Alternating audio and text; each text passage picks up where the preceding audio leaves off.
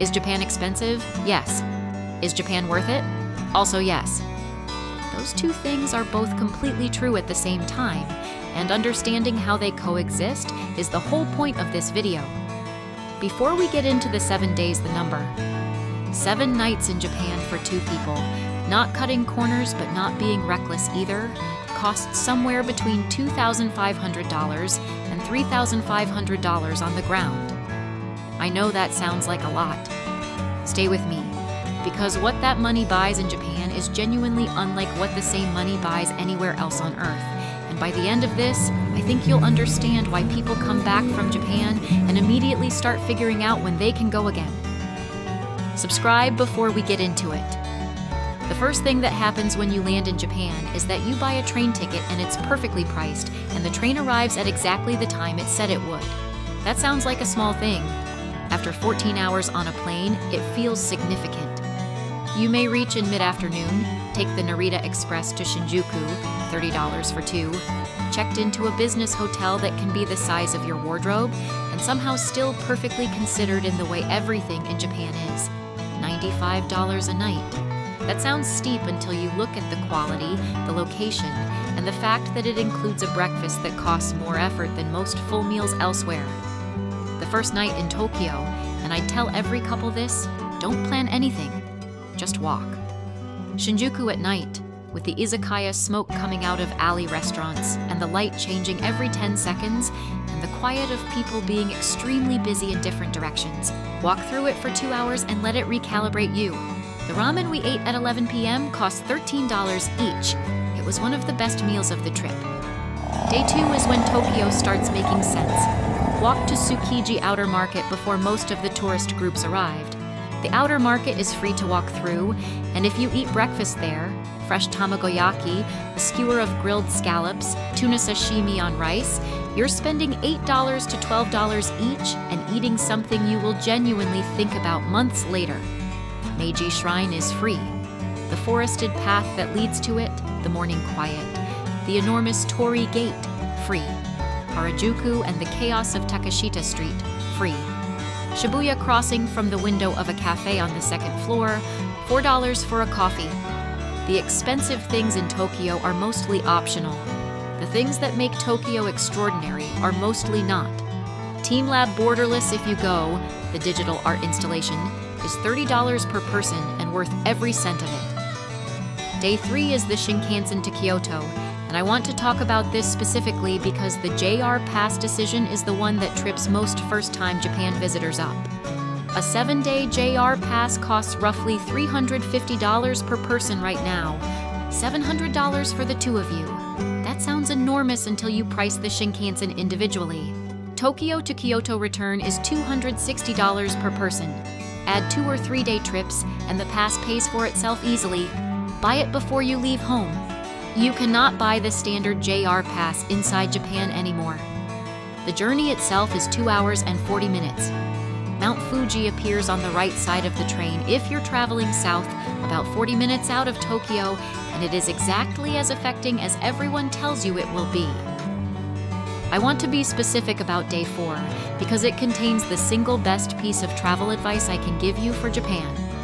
Fushimi Inari, the thousands of torii gates winding up the mountain, is one of the most photographed places on Earth. It is also free to enter, open 24 hours, and completely empty before 8 a.m. Set an alarm for 5:45. You can be at the first gate by 6:30. Walked that path, orange tunnel after orange tunnel, the light coming through the gaps, not another tourist anywhere, for 90 minutes, and it can be the closest thing to a spiritual experience you have, standing in front of something built by human hands.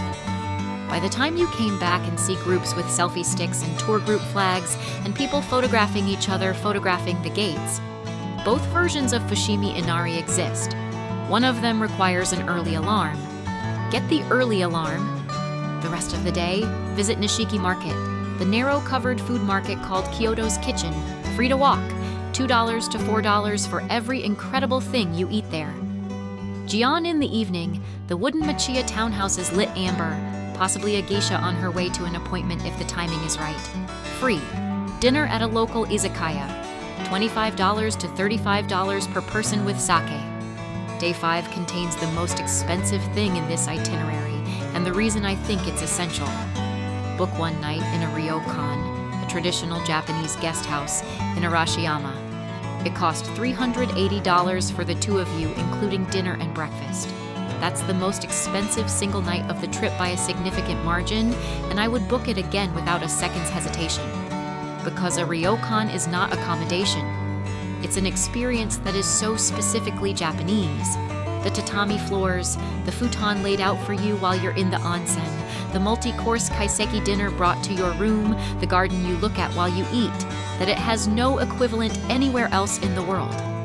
You cannot recreate this. You can only be in it.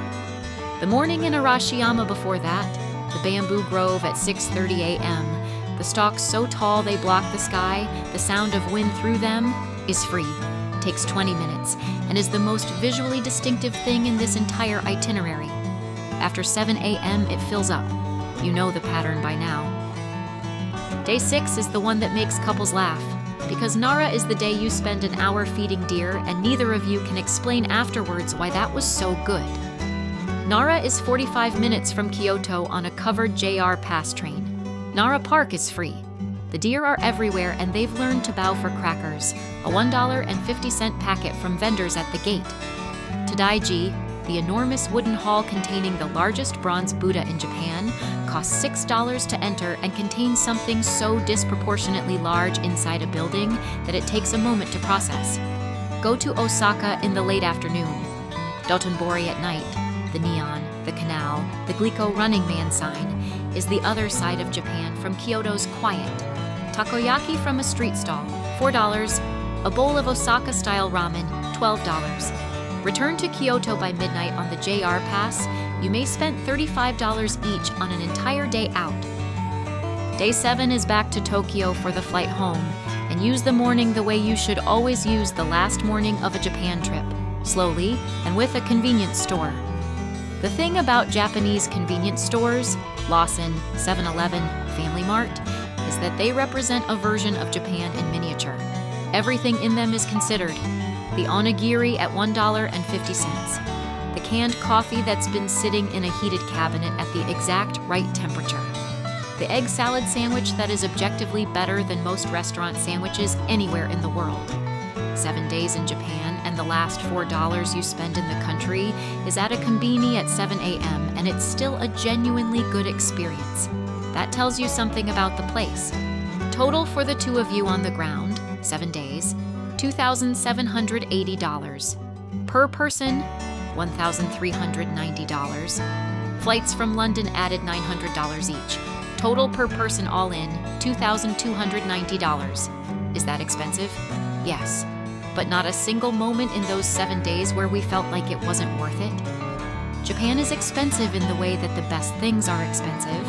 Not because someone is overcharging you, but because what you're getting is genuinely worth the price.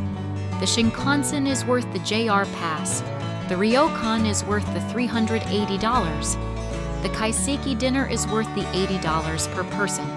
And the things that aren't expensive, Fushimi Inari at dawn, the bamboo grove, the Nara deer, the konbini at midnight, those things are part of what makes the price of the expensive parts feel so comfortable. If you're planning this trip as a couple, my one piece of advice beyond everything in this video, add one more night than you think you need.